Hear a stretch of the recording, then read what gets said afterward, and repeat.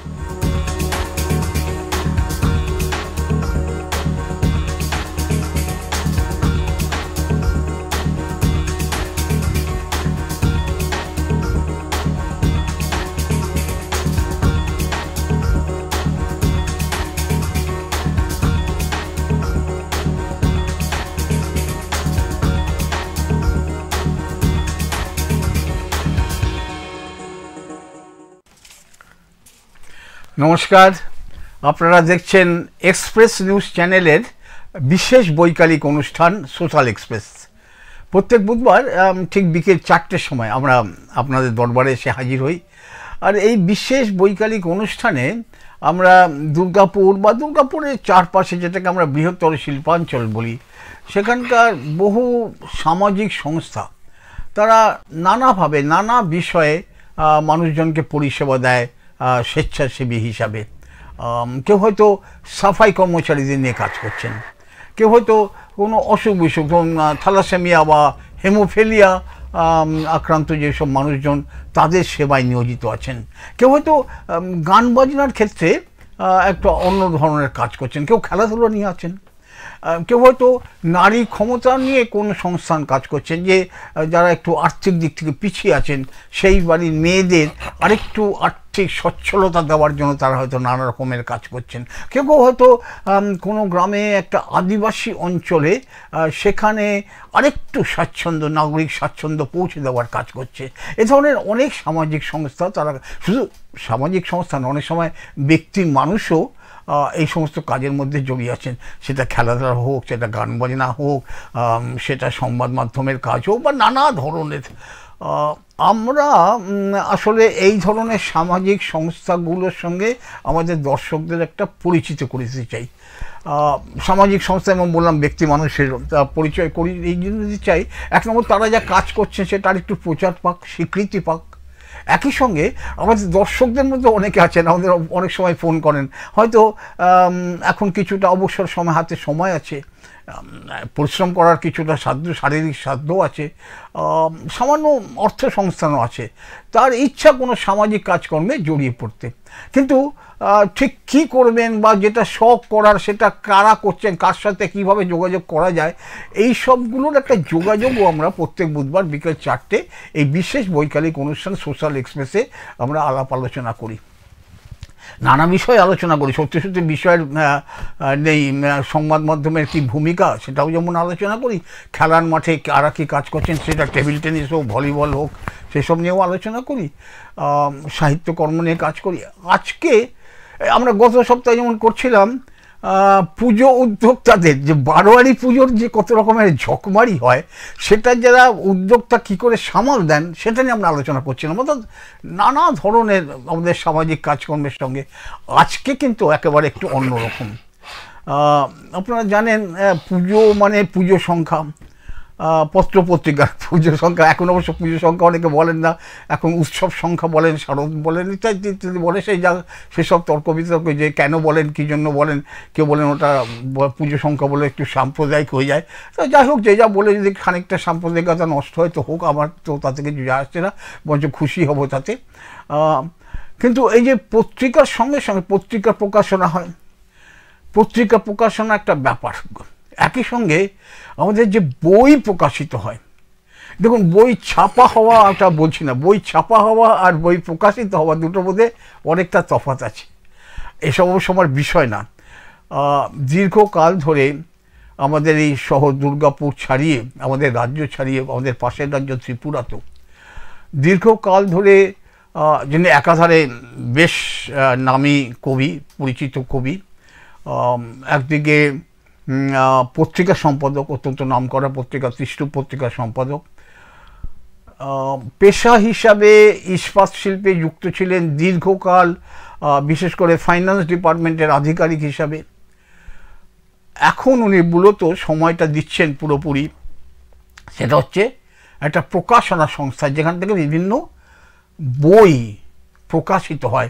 সেই ব্যাপারে আমরা আলোচনা করব। আজকে আমাদের অতিথি হিসেবে আছেন শ্রী বুজো কুমার সরকার। বুজো, নমস্কার। অনেক অনেক ধন্যবাদ তোমাকে। তুমি স্টুডিওতে এসছো এবং তুমি কাজের মধ্যে রয়েছো, সদ্য ত্রিপুরা থেকেও আসলে। ইতিমধ্যেই সাহিত্য একাডেমি আমাদের তারা দুর্গাপুরে একটা সম্প্রতি অনুষ্ঠান করলেন, সেটা ওদের এই ত্রিষ্টুপ যে পত্রিকা বা ত্রিষ্টুপ প্রকাশনী, তাদের সঙ্গে মিলেই আমাদের এখানে একটা বড় আলোচনা হলো সাহিত্য বিষয়ক। আসানসোল দুর্গাপুরের অনেক বিশিষ্ট জন সাহিত্যিক যারা তারা উপস্থিত ছিলেন। বুঝো, একটা সত্যি কথা যদি বলো, আমার নিজেরও এবং আমি যাদের সঙ্গে মেলামেশা করি তাদের মধ্যেও একটা দেখেছি, তারা এই প্রকাশনা ব্যাপারটা না ঠিক ধারণা করতে পারেন না।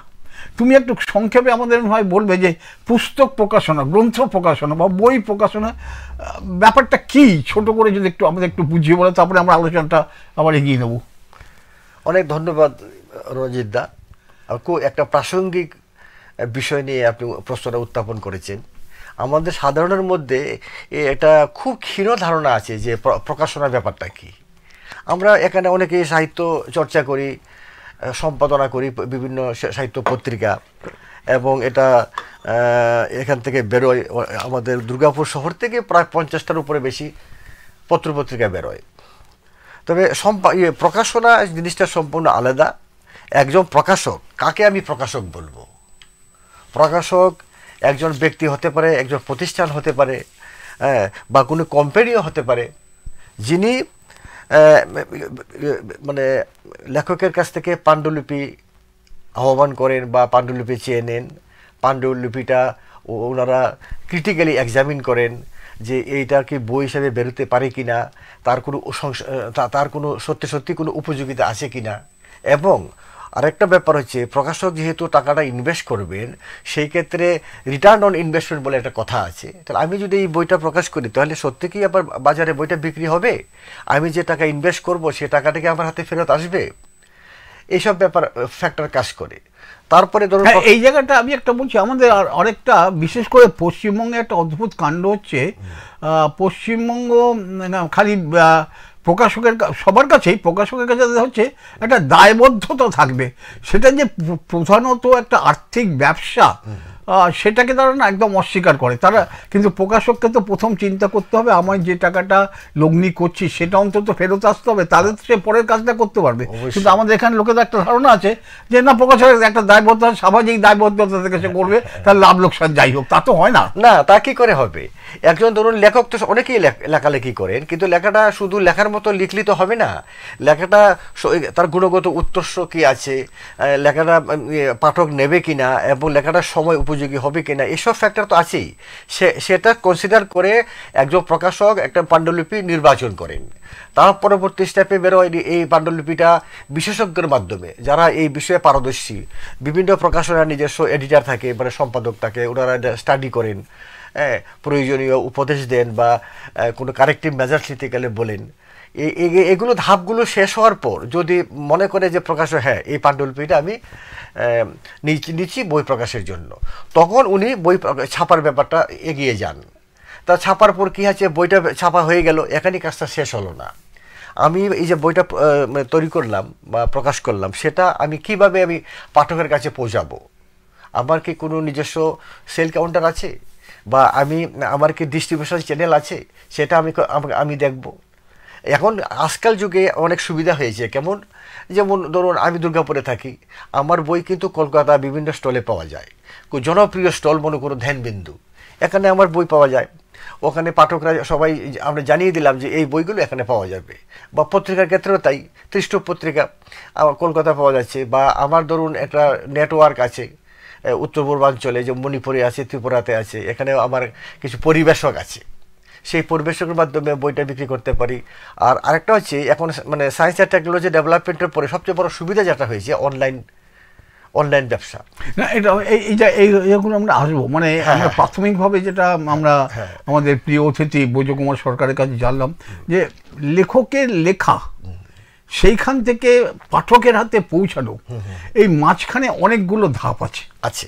পাণ্ডুলিপি তৈরি করা, সেটাকে ছাপানো, মুদ্রণ যেটাকে আমরা বলবো, সেটাকে তার আগে ডিজাইন করা, পরিকল্পনাটা করা, তারপরে তার বাঁধাই একটা খুব গুরুত্বপূর্ণ ব্যাপার হয়, ডিজাইনিং একটা ব্যাপার হয়, এবং সবশেষে যেটাকে বলবো আমরা বিতরণ করা, কিভাবে পাঠকের কাছে পৌঁছানোর কয়, এই সমস্ত হ্যাপা দায়টা সামলায় কিন্তু প্রকাশক। যদিও মুদ্রণ ব্যবস্থাটা আলাদা, হয়তো বিতরণের দোকানটা আলাদা, যিনি বাধাই করছেন তিনি আলাদা, কিন্তু সমস্ত হ্যাপাটা শেষমেশ হচ্ছে প্রকাশকের। মানে লেখক লিখলেন, এবার সেই বই পাঠকের কাছে পৌঁছে প্রাথমিক লগ্নি থেকে শুরু করে পাঠকের কাছে পৌঁছানোর পর সেই টাকা ফেরত পাওয়া, এই গোটা ধাপটা এটা কিন্তু সামলান প্রকাশক। ঠিক, এই মানে মোটামুটি ভাবে এইটা কিন্তু আমার যেটা মনে হচ্ছে, সেটা বলে তুমি বলবে ভালো করে, যে এই যে ব্যাপারটা, এটা একই সঙ্গে অনেকগুলো থাকে। একটা হচ্ছে এই ব্যবসাটায় আসবো কেন, আমি কেন প্রকাশক হব, ঠিক একটা হতে পারে, কথা হতে পারে, অন্য ব্যবসা থাকতে, এত কিছু থাকতে আমি কেন প্রকাশনায় যাবো কেন, এটা একটা ধর কথা এগুলো শুনবো তোমার কাছে, আমরা এগুলো শুনবো আমরা, যে কেন প্রকাশনায় আসবো। এক নম্বর হচ্ছে, 2 নম্বর হচ্ছে এই যে কাজগুলো অর্থলগ্নিটা ফেরত আসবে কিনা সেইটাকে ভাবনা। অনেক সময় প্রকাশক বিষয়টাও মাথার মধ্যে খেলিয়ে নিয়ে কোনো নির্দিষ্ট লেখককে বলেন এই বিষয়ে আমার একটা বই চাই। এটা অনেক ক্ষেত্রে আমরা দেখেছি, অনেক ক্ষেত্রে প্রকাশকরা সেই চেষ্টাটাও করেন। এই যে কাজটা, এর সঙ্গে অনেকটা শিল্প বোধের আছে, শিল্প যুক্ত আছে, কিন্তু আমরা ধরুন কত কিছু আছে আজকাল, তো যেমন সব MBA মানে বিজনেস ম্যানেজমেন্ট পড়ে, ইঞ্জিনিয়ারিং একটা শিক্ষা, চিকিৎসা একটা শিক্ষা, বা নানা রকম আছে বৃত্তিমূলক শিক্ষা। তো এই প্রকাশনা শিল্প যদি বলি, এটাকে ইন্ডাস্ট্রি বলো বা আর্ট বলো, যেভাবে দুটোই একই সঙ্গে, ইন্ডাস্ট্রি একই সঙ্গে আর্ট। এই প্রকাশনা শিল্প নিয়ে মানে কেউ কি বলবে, একটু প্রশিক্ষণ নেওয়ার কোনো সুযোগ কোথাও আছে? এ প্রসঙ্গে খুব ভালো বলেছেন। অনেকে মনে করে কি প্রকাশনা কিছুই না, আমি পাণ্ডুলিপি দিলাম, ওরা বই ছাপিয়ে বের করে দেওয়ার, কিন্তু এটা কিন্তু কাজটা এত সহজ জিনিস নয়। আর তাছাড়া প্রকাশক সবাই হতেও পারবে না। কেন হতে পারবে না? আমার যে অভিজ্ঞতা বা আমার যে একটু পড়াশোনা, এতে আমি মনে করি যে প্রকাশনা জিনিসটা সবার জন্য নয়। মানে আনারি লোক প্রকাশক হবে সেটা হয় না। কারণ কেন, প্রকাশনা মানে বা publishing itself is an art. এটা আমি শুধু নই, বিখ্যাত লেখকরা এই কথা বলেছেন। কেন, প্রকাশনার সঙ্গে যুক্ত থাকে অনেকগুলো জিনিস, যেমন প্রকাশকের দৃষ্টিভঙ্গি, প্রকাশকের সাহিত্যবোধ, তাকে নান্দনিক দৃষ্টিভঙ্গি, অ্যাস্থেটিক সেন্স। কারণ একটা বই শুরু থেকে শেষ পর্যন্ত, কভার থেকে শুরু করে লাস্ট পৃষ্ঠা পর্যন্ত প্রতিটি স্টেপে স্টেপে কিন্তু একটা শিল্পবোধ কাজ করে। ধরুন আমি একটা কভার করলাম, কভারটা কীরকম হবে আমি বিচার করব যে আমার বিষয়বস্তুর সঙ্গে, নামকরণের সঙ্গে কভারটা কীরকম হবে, সেই ব্যাপারে আমার যদি ছবি সম্বন্ধে কিছু আইডিয়া না থাকে, তাহলে এটা ভালো হবে না জিনিসটা, কাজটা। আমি বিচার করব প্রথমে যে এটা কভারটা কীরকম হবে, বা কাকে দিয়ে কাজটা করাবো আমরা, এটা দেখতে হবে। ধরুন প্রথম পৃষ্ঠা থেকে শেষ পৃষ্ঠা পর্যন্ত, যেমন একটা খুব ইম্পর্টেন্ট জিনিস যেটা, যে বইটা শুধু ছেপে দিলেই হলো না, বইটাকে সুচারুরূপে শিল্পসম্মতভাবে ছাপতে হবে, তবে একটা ভালো বই তৈরি হবে। শুধু একগুচ্ছ লেখা নিয়ে ছেপে দিলাম, এটা কিন্তু ভালো প্রকাশকের লক্ষণ নয়। কারণ ধরুন আমি একটা বই করলাম, আপনার হাতে দিলাম, যদি বইটা সত্যি ভালো হয়, দৃষ্টিনন্দন হয়, নান্দনিক বোধ থাকে আপনার, আপনি সহজেই আকৃষ্ট হবেন, দারুণ বইটা, যেমন কভার তেমনি। এটা প্রাথমিকভাবে দেখুন, মানে কি বলে একটা বলে না যে প্রথমে রূপ দেখি পরে গুণ বিচার করি, এটা আছে অবশ্যই। প্রাথমিকভাবে বইটা দেখে একটা পছন্দ হয়, একটা ইমপ্রেশন তৈরি হয়, এটা আছে, একটা কভার দেখলে বুঝতে পারা যায় যে হ্যাঁ একটা নান্দনিক, পহেলে রূপ নিহারি বাদ মে গুণ বিচারি, গুণ বিচারি, এটা সব ক্ষেত্রে এটা আছে বোধহয়, এখন জানি না, অনেকে একটু পাতা উল্টে দেখেও নেন কি আছে না আছে মেটেরিয়াল, কিন্তু সাধারণভাবে এটা আছে। আরো আমি যেটা বলছিলাম যে ডিজাইনিংটা, হ্যাঁ ডিজাইনিংটা দেখো, ডিজাইনিং পত্রিকার ডিজাইনিংটা মানে বিশেষ করে কভার ডিজাইনিং, এটা ধরুন একটা টেকনিক্যাল নলেজ। কভার ডিজাইনিং ছাড়া আমি বলছি ধরো বইটা কি সাইজ হবে, কি চেহারা হবে, আমি সব গোটা ব্যাপার কি সাইজের বই হবে, এটা খুব গুরুত্বপূর্ণ। আমি রয়্যাল সাইজের বই করব নাকি ছবির অ্যালবাম কি সাইজে করব, কোন উপন্যাস কি সাইজের হবে, কোন গল্প বা সমগ্র কি সাইজের হবে। সমগ্র জেনারেলি আমরা আপনাদের রয়্যাল সাইজ বলে এটাকে জেনারেলি করা হয় যদি কোনো লেখকে সমগ্র বার করতে চাই, বা এমনি কবিতার বই বা উপন্যাস বই হলে আমি ধরুন ডিমাই সাইজে করতে পারি। অথবা আপনি কিছুক্ষণ আগে একটা বই দেখিয়েছিলেন আপনার, কি সুন্দর বইটা, ছোট সাইজ মিনি ক্রাউন মানে সাইজের বইটা খুবই সুন্দর, কারণ বিষয়বস্তু অনুসারে সাইজটা নির্ভর করছে এটা, এবং কভার ডিজাইনটা তো আছেই। এবং আমি মানে ভেতরে যে যদি ভেতরে ঢুকি, আমি যে ফন্ট ইউজ করছি, ফন্ট তো হাজার হাজার ফন্ট আছে, আমি পার্টিকুলারলি কোন বইটার জন্য কী ধরনের ফন্ট ইউজ করব সেটা আমার একটা মানে বিবেচনার মধ্যে থাকে। বইটার ভেতরে ডান দিকে বা দিকে উপরে কী ধরনের মার্জিন রাখবো যাতে পাঠকরা সহজে বইটা পড়তে পারে। একটা প্যারার সঙ্গে আরেকটা প্যারা যে মিনিমাম যতটুকু, এটা বুঝে একটুখানি ব্যক্তিগত বলি, আমাদের সবাই না কিন্তু তখন ছিল, আমরা যখন পড়তাম গল্পের বই, এমনি পাঠ্য বই না, গল্পের বইয়ের পাশেও না ওই যে মার্জিন, ওখানে আবার একটু আধটু মন্তব্য লিখে রাখতাম আমরা, জানো তো, বা আমরা দুঃখ দিয়ে রাখতাম যে ওটাকে পরে আমরা কাজে লাগাবো। এটা কিছু প্রাসঙ্গিক না, কিন্তু আমি কথায় কথায় গল্প করতে করতে ওটা তো আমরা করেছি, কারণ ওটা ধরুন আমাদের টেক্সট বই, যেটা আমি পরীক্ষার পাশের জন্য করা, ওখানে সহজে বোঝানোর জন্য পাশে লিখতাম। কিন্তু আমার একটা ওভারঅল যখন একটা পাঠককে সামনে রাখতে হবে, কার জন্য বইটা করছি, কোন শ্রেণীর পাঠকের জন্য করছি। আমার বিষয়বস্তুটা খুব ইম্পর্টেন্ট, যে আমি কি বিষয় নিয়ে কাজ করছি। আমি যদি কবিতার নিয়ে কাজ করি তাহলে কবিতার একটা পাঠক আছে, সেই পাঠকের উপরে আমাকে ভাবতে হবে এই কী ধরনের পাঠক কী পছন্দ করেন। উপন্যাস হলে একরকম, প্রবন্ধ সাহিত্য হলে একরকম, অনুবাদ হলে একরকম, এগুলো একটা ডিজাইনের উপর নির্ভর করছে। এটা না এইখানে একটুখানি খালি তোমার কাছে আরও জন্মার আগে একটু ধরিয়ে দেখো, এই মাত্র কিছুদিন আগে 2-3 মাস আগে আমার একেবারে ব্যক্তিগত আগ্রহ থেকে দুর্গাপুরের লেখকদের লেখালেখি যে বই আছে সেগুলো পাঠক কিনে পড়ে কিনা এরকম একটা ঠিক খুব অতটা কি বলবো মেথডিক্যাল সার্ভে করিনি, কিন্তু আমি একটা সাধারণ সমীক্ষা করেছিলাম লেখকদের ফোন করে, যারা বই ছাপিয়েছেন তাদের কাছে, যে দুর্গাপুরের লেখকদের বইপত্র বিক্রি হচ্ছে কিনা। আমি কিন্তু আমাদের সাধারণভাবে অনেকে যা বলে যে বই বিক্রি হয় না, দুর্গাপুরের লেখকদের বই কে পড়ে মশাই, আমি কিন্তু সেই তথ্যে যা জোগাড় করেছিলাম তাতে দেখলাম যথেষ্ট ভালো পরিমাণ দুর্গাপুরের লেখকদের বই দুর্গাপুরে অবশ্যই বিক্রি হয়। সেটা আমারও অভিজ্ঞতা আছে। ধরুন কেন হবে না, দুর্গাপুরে তো মানে একটা মানে কি বলবো, একটা প্রত্যন্ত গ্রাম অঞ্চল নয়, এখানে যথেষ্ট শিক্ষিত লোকের বাস আছে এবং অনেকে পড়াশোনা, লোকেরা পাঠকরা তো নিজে বেছে পছন্দ মতো কিনবে। এখন আমি একটা কবিতা বই লিখেছি, সেটা বিক্রি হলো না বলে আমি ধরে নিলাম কবিতা পড়ে না, এটা বোধহয় না, ঠিক না, একদমই ঠিক না। এখানে অনেক বই, আমার প্রকাশনী থেকে যেটা বলছি, ত্রিষ্টু প্রকাশনী, এখানে যথেষ্ট বই বিক্রি হয়েছে দুর্গাপুরে।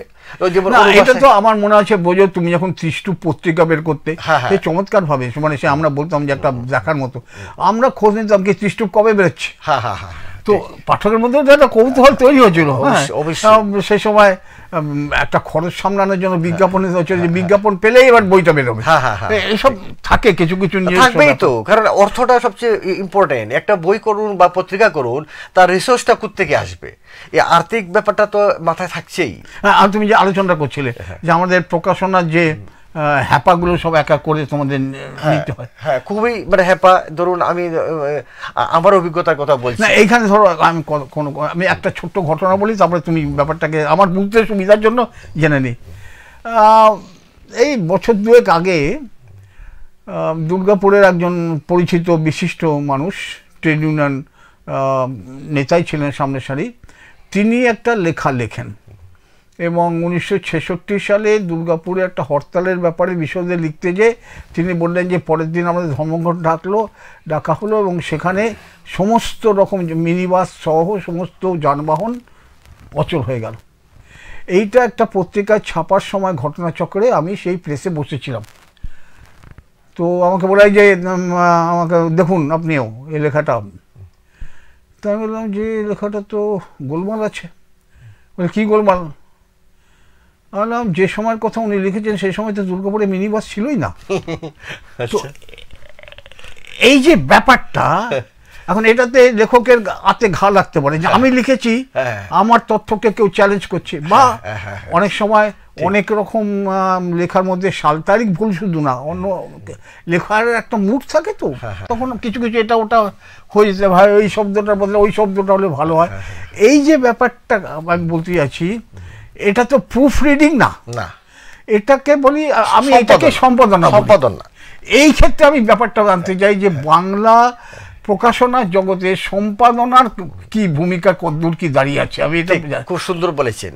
তখন আমাদের মানে যেটা নলেজ আছে, ধরুন আমি যদি বাংলা প্রকাশনা জগৎকে দেখি বা ভারতীয় প্রকাশনা জগৎকে যদি দেখি, বিশেষ করে হিন্দি বা ইংরেজি প্রকাশক যারা আছেন, আমাদের এখানে এই যে বই পাবলিশনের ক্ষেত্রে, বই প্রকাশনের ক্ষেত্রে যে সম্পাদক বলে এই যে একজন ব্যক্তি আছেন বা আছেন, সেটা কিন্তু অনেকের মধ্যে সে জানাই নেই, এটা জানা নেই। অনেকে ভাবে সম্পাদক তো পত্রিকায় থাকে, কিন্তু পত্রিকাও তো ভালো সম্পাদনা করে না,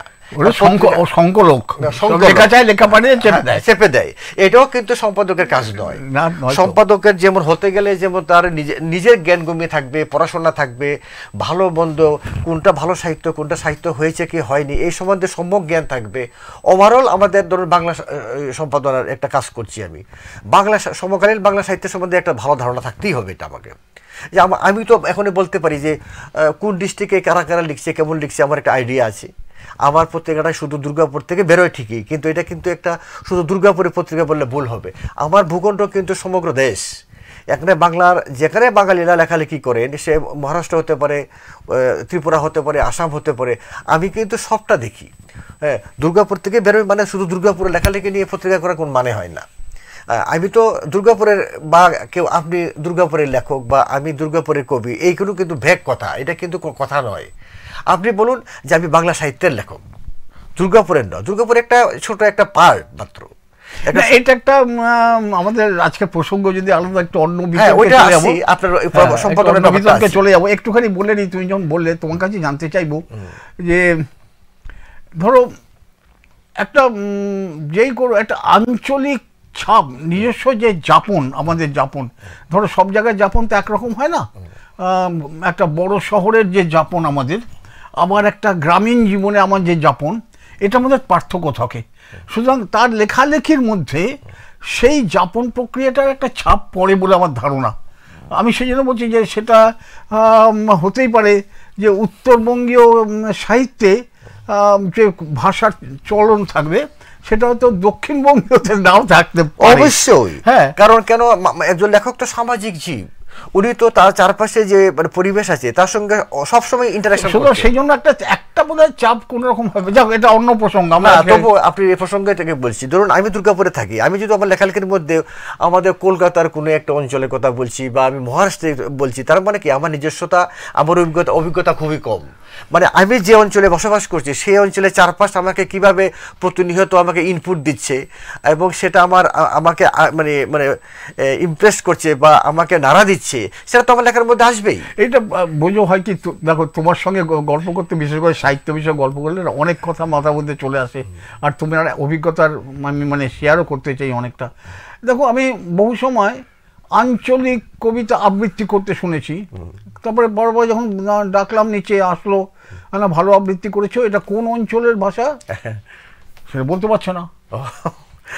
হ্যাঁ, অদ্ভুতভাবে ধরো বাংলা নাটক, সাহিত্য হিসেবে যে নাটক, প্রকাশিত নাটক, স্টেজে তো মঞ্চে তো বটেই, সেখানে দুনিয়া যত চাকর বাকর বা নিম্ন শ্রেণীর যে চরিত্রগুলো, তাদের মুখে একটা ভাষা দেওয়া হয়, তারা গ্রাম্য ভাষা বলে, সেটা যে বাঁকুড়ার না সেটা পুরুলিয়ার না সেটা হাওড়ার না হুগলির, সেটা বোঝা যায়। একটা মিলেমিশে করে দিল। তো এগুলো তো সম্পাদন হওয়া দরকার। অবশ্যই। যে কোথাকার কথা বলছো তুমি, কোন জায়গার ভাষা বলছো? হ্যাঁ ঠিকই। আপনি একজন লেখক ধরুন মেদিনীপুরে কোনো একজন লেখক আর আমাদের ওই অঞ্চল নিয়ে মানে শিল্পাঞ্চল অথবা শিল্পাঞ্চল যে আমি একটা শব্দ ব্যবহার করতে চাই, শুধু শিল্পাঞ্চল বললে এটাকে একটা নেরু হয়ে যায় ব্যাপারটা। আমি মনে করি অজয় দামোদরের যে অববাহিকা সে বৃহত্তর অঞ্চলটাকে ধরতে পারি আমরা, কেননা শুধু শিল্পাঞ্চল বলে আসানসোল দুর্গাপুর এটাকে মিন করে, কিন্তু আমি যদি মনে করি আমাদের পাশেই দামোদর নদী, আমাদের এই পাশে অজয় নদী, এই তার মধ্যে যে বিস্তীর্ণ এলাকা অববাহিকা, সেখানে কিন্তু অনেক মনীষীর অনেক বড় বড় কবির জন্ম করেছেন। না এটা তো একদম মানতেই হবে আমাদের। এবং গত 70 বছরে আমাদের দুর্গাপুরের যে শিল্পাঞ্চল চরিত্র সেটা অনেকটা বদলে গেছে নানাভাবে। এটা নানাভাবে হয়েছে, সেসব আমরা আলোচনা করবো। আমরা আজকে প্রকাশনাটার মধ্যে একটু বেশি থাকি, তোমাকে পেলে তো সব আলোচনা আজকেই করে ফেলি। ওই আঞ্চলিক ব্যাপারটা আমি বলি। ধরুন আঞ্চলিক ব্যাপারটা মানে কি, ধরুন আমি পুরুলিয়া নিজস্ব একটা ডাইলেক্ট আছে, বাঁকুড়ার লোকের একটা নিজস্ব ডাইলেক্ট বা উপভাষা বলা হয়, এটা বাংলা ভাষায় তার একটা উপভাষা, এটা সেইটা কথ্য ভাষার মধ্যে থাকে, এটা লিখিত রূপে এটা হয়তো আসে না, কিন্তু অনেক সময় যদি আমাদের মানভূমের কোনো একটা অঞ্চলে যদি একটা চরিত্র হয়, তার মুখে যদি আমি কলকাতার ভাষা প্রয়োগ করি তাহলে জিনিসটা রিয়েলিস্টিক হবে না। না এখানে ধরো আমি বলছি আমাদের অঞ্চলের কথা যদি ধরো, আমরা প্রফুল্ল সিংহ রায়ের উপন্যাসের কথা যদি বলি, অরুণ চট্টোপাধ্যায়টা একটু পৃথক রাখছি, আমাদের ধরো কারানগরী চিত্তরঞ্জন বলে আমাদের, বা ধরো তিতাস একটি নদীর নাম যদি আমরা বলি, তো এইখানে যে ব্যাপারগুলো আসে আঞ্চলিক ছাপটা সেখানে পড়বে, কিন্তু তাহলেও তাকে আমি কিন্তু বাংলা সাহিত্যেরই একজন কর্মী বলেই তাকে চিহ্নিত, অবশ্যই শুধুমাত্র ওখানে আটকে রাখছি না কারানগরী লিখলে পরেই না উনি বাংলা সাহিত্যের লেখক। আমরা সম্পাদনা বিষয়টা আসছিলাম, আমাদের তুমি বলছিলে আমরা পত্রিকা সম্পাদনা মনে করে যে ওই লেখা দেবেন পত্রিকা বের করছি, তো এরকম একটা ব্যাপার হয়ে যায়।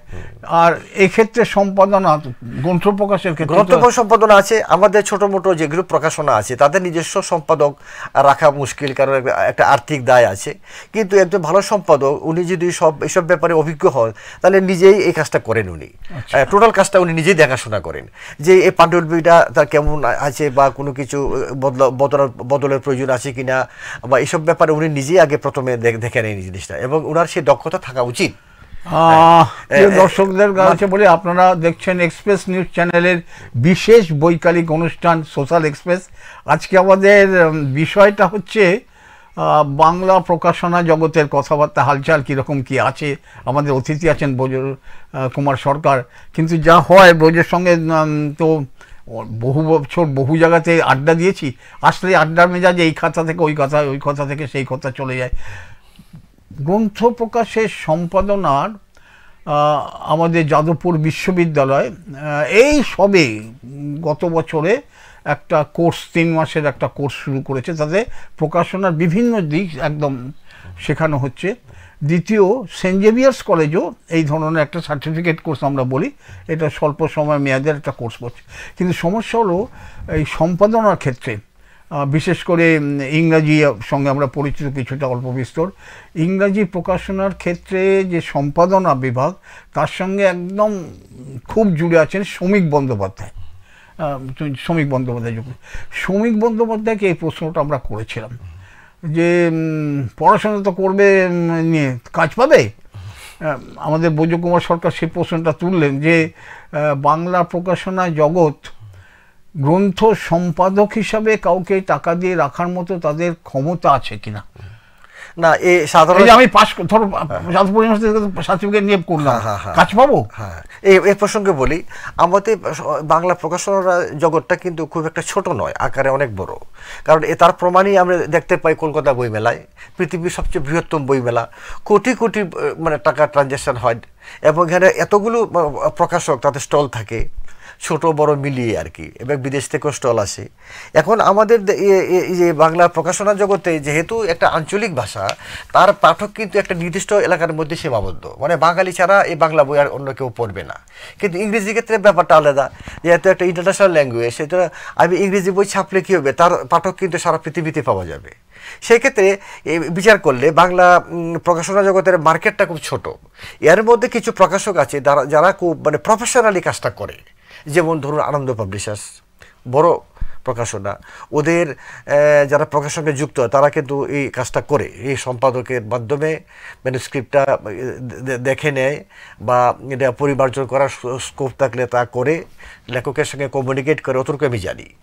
লেখককে সাজেশনও দেয় আর কি। কিন্তু আদার দেন আনন্দ পাবলিশার্স আরও যে ছোট অনেক বা মধ্যম আকারে যে পাবলিশার আছে তাদের মধ্যে সব নেই, নিজেরা যতটুকু পারে করে, আদারওয়াইজ মানে সেই সম্পাদক রেখে। এই যে না, এটা ঠিক বলেছো। আমি এই আনন্দ পাবলিশার্স তো বিখ্যাত। একটা জিনিস খেয়াল করে দেখো, বুঝো, এদের প্রত্যেকটা বিভাগ আলাদা আলাদা আলাদা বিভাগ। এরা ছাপা কোথায় হবে, গৌরাঙ্গ প্রেস, গৌরাঙ্গ প্রেস। এখানে বাইন্ডিং কোথায় হবে তার জন্য আলাদা ব্যবস্থা করা আছে, আলাদা নিজস্ব, এবং যাতে নিজস্ব ভাবনাটা প্রয়োগ করতে পারি সর্বক্ষেত্রে, কোথায় ছাপা হবে, কোথায় বাধাই হবে, কোথায় পাণ্ডুলিপি পরীক্ষা করা হবে ইত্যাদি, এবং বিতরণ কিভাবে করা হবে, এই সমস্ত ব্যাপারটাই, বিজ্ঞাপন তার ইত্যাদি। আমাদের আরও কিছু কিছু আছে। এই প্রসঙ্গে একটু অন্য খবর করে নিই, আমাদের দর্শকরাও নিশ্চয়ই উৎসাহী হবেন। বাংলা প্রকাশক মানে প্রকাশন হিসেবে সবচেয়ে প্রাচীন কার কথা বলা যাবে, যে এরা হচ্ছে বাংলা বইয়ের প্রথম প্রকাশক এরকমভাবে? বাংলা বইয়ের প্রথম প্রকাশক তো আমাদের সত্যি কথা বলতে কি বহুকাল পেছিয়ে যেতে হবে সত্যিকারের প্রকাশনা। ধরুন আমাদের কেরি সাহেবের আমলে উইলিয়াম কেরি, এগুলো তো উইলিয়াম কেরির যেটা বেরিয়েছে সেটা তো একটা সংস্থা থেকে করেছে, কিন্তু আমার যেরকম মনে হচ্ছে 1856 সালে দেব সাহিত্য কুটির, কিন্তু প্রথম, এবং কিছু অনুবাদ নিয়ে তারা প্রকাশনা শুরু করেছিলেন। পরের দিকে বঙ্গীয় সাহিত্য পরিষদ কিছু কিছু বই কিন্তু প্রকাশক হিসেবে কাজ করেছেন, ঠিক। ব্যক্তিগতভাবে প্রকাশনা কিন্তু অনেক আগে থেকে সেটা, কিন্তু সংস্থা হিসাবে প্রকাশনা কিন্তু দেব সাহিত্য কুটির নামটা শুনলে খুব।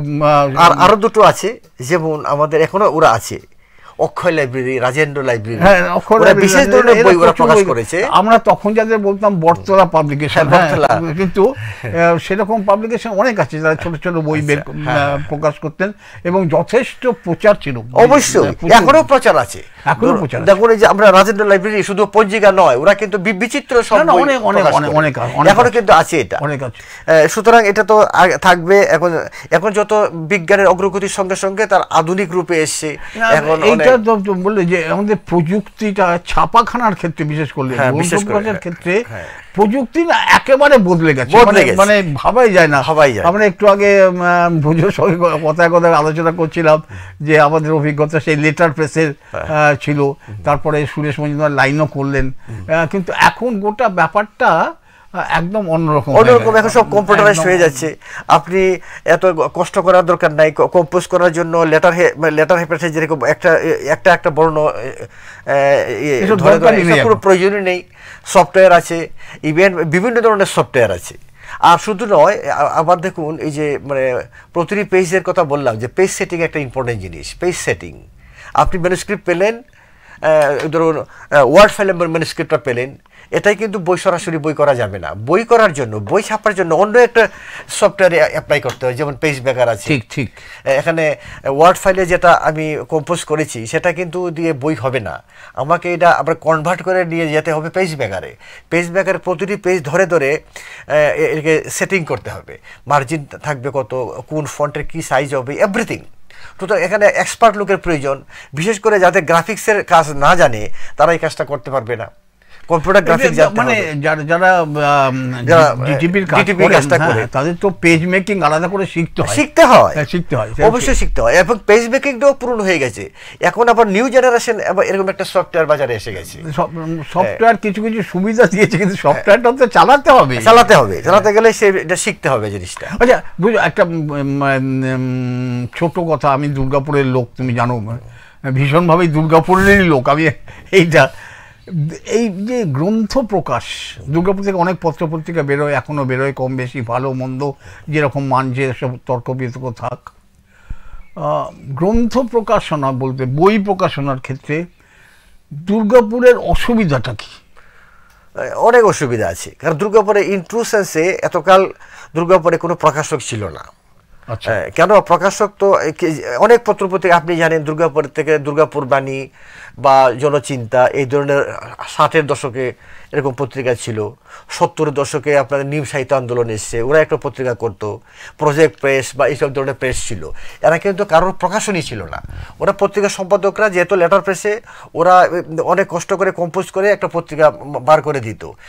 এরা কিন্তু শুধু ওই যে যেমন প্রজেক্ট প্রেস, ওরা সিম্পলি ওরা কিন্তু একজন মানে প্রিন্টার, এরা কিন্তু প্রকাশক নয়। সেইভাবে আস্তে আস্তে সে 2000 সাল পর্যন্ত এখানে কোনো প্রকাশনা গড়ে ওঠেনি। তার অন্যতম কারণ হচ্ছে আমাদের দুর্গাপুরে এমন কোনো মানে আমাদের মানে লেখক নেই যে প্রতি মুহূর্তে আমার প্রচুর ম্যানুস্ক্রিপ্ট আসবে, কাজের ভলিউমটা দেখতে হবে আর কি। কাজের ভলিউম না থাকলে তো প্রকাশনা কি করে করবে। 2 নম্বর হচ্ছে প্রকাশনা করতে গেলে যে জিনিসটা এই যে প্রিন্টিং ব্যাপারটা, এটা কিন্তু খুব কস্টলি ব্যাপার। কেন, একটা প্রিন্টিং মেশিন বসানো মানে কোটি টাকার উপরে কারবার। আমি জানি একটা ধরো কাটিং মেশিন, যে কাটিং মেশিন, সেই কাটিং মেশিনের দাম হচ্ছে 30 থেকে 35 লাখ টাকা। তো আমি যদি যথেষ্ট কাজ না পাই তাহলে আমার এই ধরনের প্রেস মানে প্রিন্টিং প্রেস করে লাভ নেই। ছোট এখানে কি হয়, এখানে ধরুন বিভিন্ন ধরনের ছোট ছোট কাজ হয়, আপনার ক্যাশ মেমো ছাপা বা অফিসের কিছু ডকুমেন্ট ছাপা, আর কিছু কিছু লিটল ম্যাগাজিনে ছাপা হয়। এইসব করে এখানকার যে যে ছোট ছোট সব মিলিয়ে দাঁড়াচ্ছে যে দুর্গাপুরে যা লেখালেখি ছাপাছাপি যা বই পত্র বেরোয় তা দিয়ে একটা প্রকাশনা চলতে পারে, পোষাবে না মানে যা প্রাথমিক যা লগ্নি করতে হয় এটা পোষাবে না। সুতরাং এটাকে আমাদের একটু বড় শহরের দিকে একটু নজর রাখতেই হবে। তাছাড়া এত লেখক কোথায় এখানে, ধরুন আপনি যে প্রকাশক হিসেবে লেখক বার করবে সেরকম যোগ্য লেখক তো চাই, যে যার বইটা আপনি ছাপবেন এবং কমার্শিয়ালি ভাইবেল হবে। তাহলে আমার এই কমার্শিয়ালি ভাইবেল এটা একটা খুব গুরুত্বপূর্ণ। আমি নিজে ব্যক্তিগতভাবে অনেক লেখালেখি জগতের মানুষজনের সঙ্গে মেলামেশা করি, তারা না এই যে কমার্শিয়ালি ভায়াবেল এই কথাটা শুনলে না সেরকম জানি আটকে আটকে ওঠেন। তার বলে না আমার সাহিত্য তো বাণিজ্যের জন্য নয়, এরকম একটা অদ্ভুত ধারণা। এগুলো একটা কি বলবো, এগুলো হাস্যকর ব্যাপার। আমি দর্শক অনেকে শুনছেন কথাগুলো, আমার কথা হয়তো অনেকে বিরক্ত হবেন, যেটা সত্যি কথা, যেটা ধরুন আমাদের মধ্যে কি বিশেষ করে মানে মফস্বল শহরের মধ্যে একটা মানসিকতা লেখকদের মধ্যে কাজ করে যে আমি লেখছি ফাটিয়ে দিচ্ছি, আমার লেখা পত্রিকা সম্পাদক একটা কলমও চালাবে না, বা আমি যা লিখছি সম্পাদক মানে প্রকাশক আমার কাছ থেকে নিয়ে আমাকে বিনা পয়সা বইটা ছাপিয়ে দেবে। এই যে চিন্তা ভাবনাগুলো আছে এগুলো প্রত্যেকটি মানে কি বলবো ইমেচিউর চিন্তা।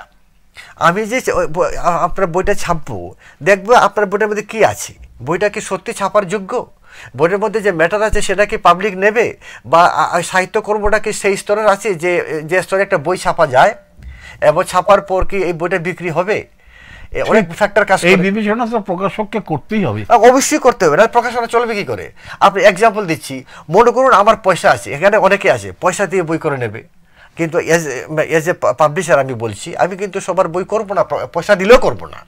কেননা আমি দেখবো এই লেখকের মানে লেখককে আমি জাস্টিফাই করবো, লেখকের যে মানে সেই লেখার একটা মান আছে কিনা, যাতে প্রকাশনা সংস্থারও একটা সম্মান থাকে যে এরা এইভাবে করে।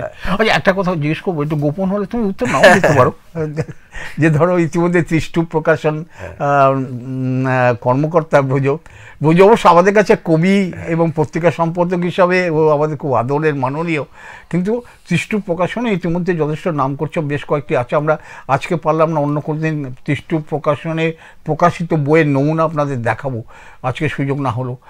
কিন্তু আমি বলছি যে ব্রজ তৃষ্ণু পর্যন্ত যে কটা বই প্রকাশ করেছে তৃষ্ণু প্রকাশনা থেকে নিয়েছে পাঠক, বিক্রি টিক্রি হয়েছে? অবশ্যই আমার অনেকগুলো বই তো মানে প্রথম এডিশন শেষ হয়ে গেছে, এরকম অনেকগুলো বই প্রথম এডিশন অনেকদিন আগে শেষ হয়ে, কারণ আবার রিপ্রিন্ট করতে হবে। প্লাস ধরুন আমার মানে আমার একটা চ্যানেল আছে কিছুটা, ধরুন আমার এরকম না তো যে ব্রজ তো নিজে কবি সাহিত্যকর্মী, ও শখে বই বের করে। না না না, আমি শখে বই করার মতো আমার এরকম ইয়ে নেই, কেননা আমার সেই সামর্থ্য নেই। কারণ আমি জানি প্রকাশনা করতে গেলে অনেক টাকা ইনভেস্ট করতে হয়, সেটা আমি এখন ইয়ে করতে পারবো না। আমার বই বিক্রি না হলে আমি আমার প্রকাশনটা চালাচ্ছি কী করে? আমার ধরুন আমার কতগুলো চ্যানেল আছে, যেমন বিভিন্ন বইমেলায় পার্টিসিপেট করি আমি, তাছাড়া ত্রিপুরার বইমেলাতে আমি 2-3বার পার্টিসিপেট করেছি। 3 নম্বর হচ্ছে আমার যে আমার সঙ্গে বিজনেস পার্টনার হিসেবে আছে আমাজন, আমাজনের মাধ্যমে আমার বই বিক্রি হয়। আর প্র্যাকটিক্যালি অত 15টা টাইটেল আমাকে সব তোমার কতগুলো টাইটেল এখন মধ্যে বেরিয়েছে? 30-এর উপরে টাইটেল আছে। 30 কত? 30-এর উপরে 30 প্রকাশনে টাইটেল আছে। প্লাস আমার আর দুটো সহযোগী ইউনিট আছে। একটা হচ্ছে 30 পাবলিকেশন, যেটা আগরতলার ব্রাঞ্চ। এটা সম্প্রতি আমি ত্রিপুরায় গেছিলাম, আপনি জানেন কেন গেছিলাম। 30 পাবলিকেশন যেটা আগরতলায় আছে, ওটা ত্রিপুরা পাবলিশার্স গিল্ডের মেম্বার হয়েছি আমি। আচ্ছা, পাবলিশার গিল্ডের মেম্বার হয়েছে। আরেকটা আছে যেটা আমাদের দক্ষিণবঙ্গে কারণ নেই, সেটা হচ্ছে আমার একটা ইংলিশ পাবলিকেশন আছে 30 বুকস। 30 বুকস থেকে আমরা শুধু ন্যাশনাল নয়, ইন্টারন্যাশনাল কাজ করছি। আমার 30 বুকস থেকে কানাডার বই করেছি, আমার বাংলাদেশের বই আছে, আপনার শ্রীলঙ্কার লেখকের বই আছে, সারা পৃথিবী নিয়ে কাজ করছি। না, আমি তো 30টা ভাবছিলাম। 30টা কেন হবে? না, আমি 300 টাইটেল যে কোনো প্রকাশন সংস্থার ক্ষেত্রে 300 টাইটেল বের করা তো চারটেখানি ব্যাপার না, খুব বড় ব্যাপারই আমার কাছে। এর মধ্যে কবিতা কম, কিন্তু কবিতার চেয়ে বেশি প্রবন্ধের বই, আর কিছু উপন্যাস আছে, বেশি প্রবন্ধ। আসলে জানো তো, কবিতা কেউ কিনে না। না দেখো, কবিতা ইনভেস্ট করে, এটা না ধরনটা আলাদা। দেখো, সবসময় যদি বলো সাধারণভাবে উপন্যাসের পাঠক সংখ্যা অনেক বেশি হয়। প্রবন্ধ যেটা বলি, তার একটা আলাদা পাঠক আছে, আলাদাভাবে আছে, সেটা আছে। আবার কবিতার পাঠক অন্যরকম আলাদা আছে, কিন্তু আলাদা।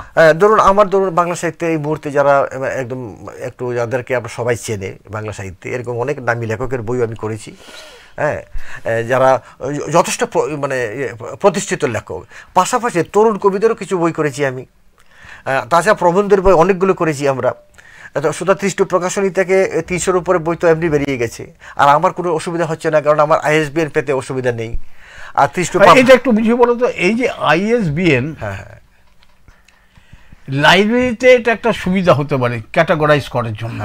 না, কিন্তু শুধু লাইব্রেরি নয়, ISBNটা এটা একটু বুঝিয়ে বলো। আমি বলি, ISBN ইন্টারন্যাশনাল স্ট্যান্ডার্ড বুক নাম্বার। ইন্টারন্যাশনাল স্ট্যান্ডার্ড বুক নাম্বার, এটা একটা মানে ইউনিক নাম্বার হয়, প্রতিটি বই আলাদা আলাদা হবে। সেই নাম্বারটা থাকলে কি সুবিধা হবে, আপনি পৃথিবীর যে কোনো কান্ট্রিতে যান, ISBNটা স্ক্যান করলে বুঝতে পারবেন যে বইটার পাবলিশারকে, লেখককে, কত পৃষ্ঠার বই, এভরিথিং ডিটেলস পেয়ে যাবেন। এবং ইন্টারন্যাশনাল মার্কেটে বিজনেস করতে গেলে আপনার ISBN লাগবে।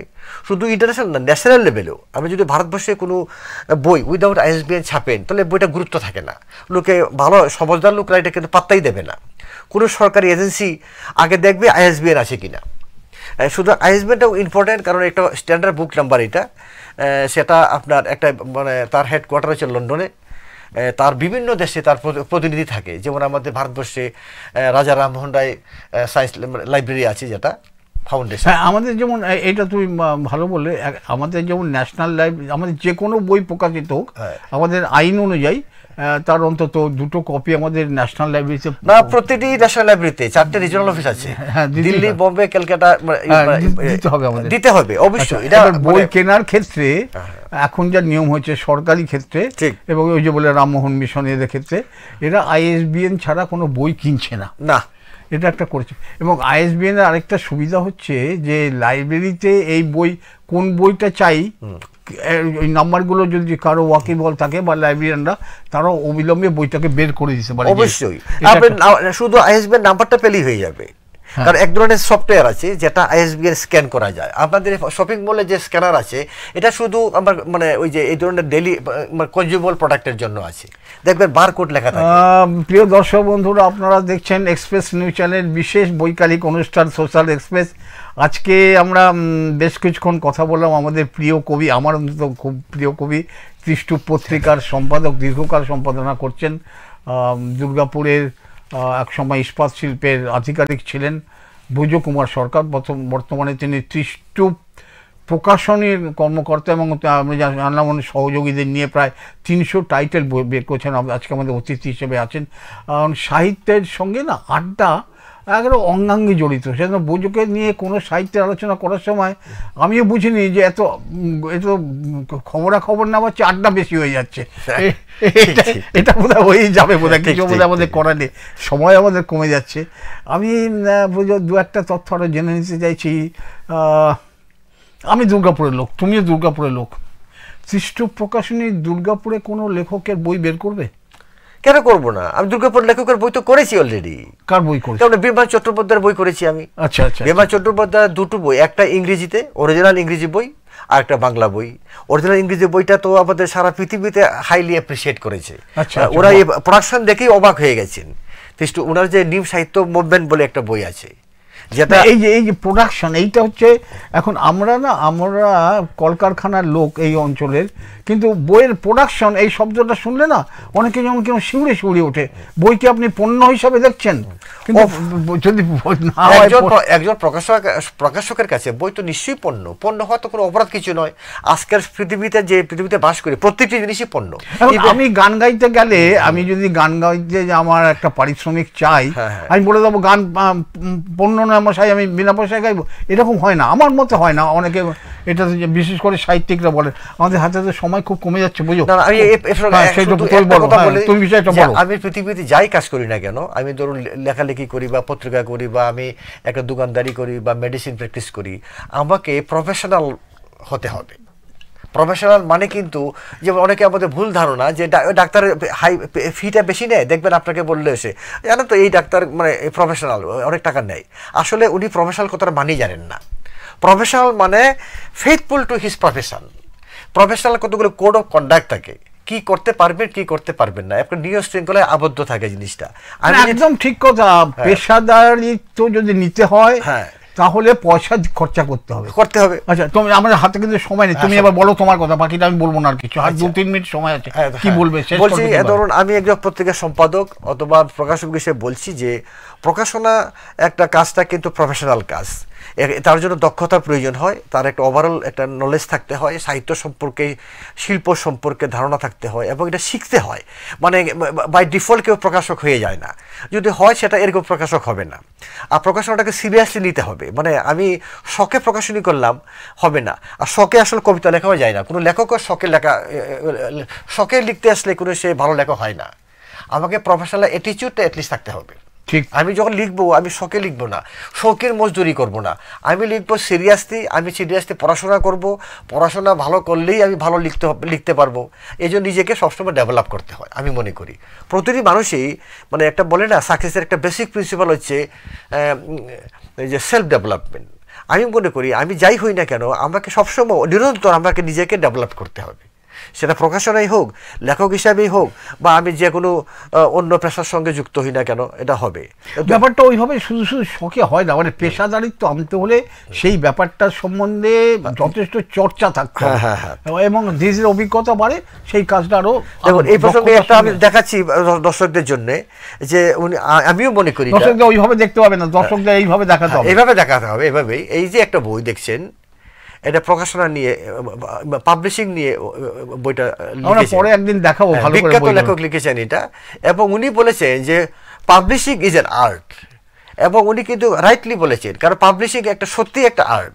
কারণ আমি এর সঙ্গে যোগ করেছি, পাবলিশিং একটা ইন্ডাস্ট্রিও আর্ট, দুটো একসাথে। আমরা অনেক সময় আমাদের শিল্প কথাটা, আমাদের কারখানা শহর তো, আমরা ইন্ডাস্ট্রি বাংলা শিল্প করেছি।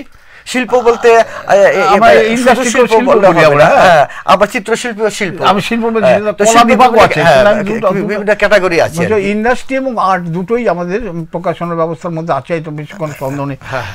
বুঝো, আমাদের আজকের আলোচনা হতে হতে অনেক দূর সময় গড়িয়ে গেছে, হাতে 1 মিনিট সময় আছে। কবি হিসাবে, প্রকাশক হিসাবে বা পত্রিকার সম্পাদক হিসাবে আমাদের দর্শকদের খুব 2-4টে কথা, মাত্র 1 মিনিট সময়ের মধ্যে বলতে চাই। ধরুন আমি একজন মানে লেখক বা বলবো ক্রিয়েটিভ পার্সন। লেখক থেকে বলা হচ্ছে, আমি বলবো ইংরেজি শব্দটা ধার করছি আমি, ক্রিয়েটিভ পার্সন। তাহলে লেখক যেমন ক্রিয়েটিভ পার্সন হয়, একজন এডিটারও কিন্তু ক্রিয়েটিভ এডিটার হয়। আজকাল দেখবেন বিদেশি বই লেখা থাকে ক্রিয়েটিভ এডিটার, বা পাবলিশার, একজন প্রফেশনাল পাবলিশার হওয়া দরকার। এগুলো করতে গেলে নিজেকে ডেভেলপ করব, একটু পড়াশোনা বেশি করে করব, আমি ইন্ডাস্ট্রি সম্বন্ধে জেনে নেব, এই প্রকাশনার টিজবিজগুলো আমি শিখবো। লেখক হিসেবে প্রতিষ্ঠা পেতে চাই, আমাকে একটু পড়াশোনা করতে হবে। অনেক অনেক ধন্যবাদ ব্রজো। প্রিয় দর্শকেরা, আমাদের সময় শেষ, আরও অন্য কোনো দিন ব্রজোকে নিয়ে বসবো।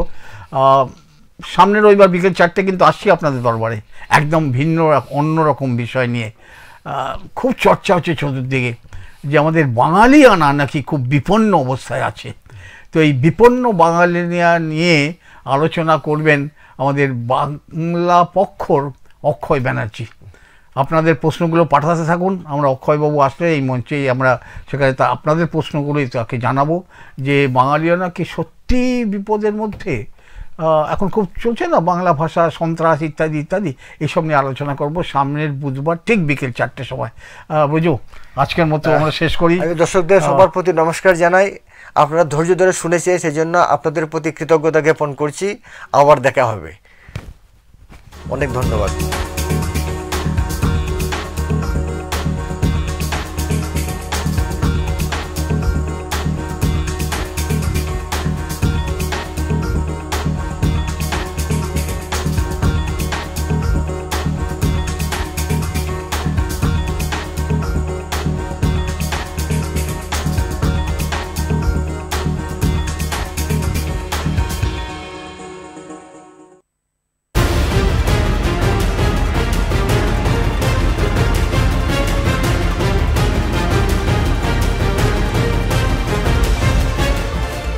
এই হলো ডেডলাইন কমিউনিকেশনস প্রাইভেট লিমিটেড।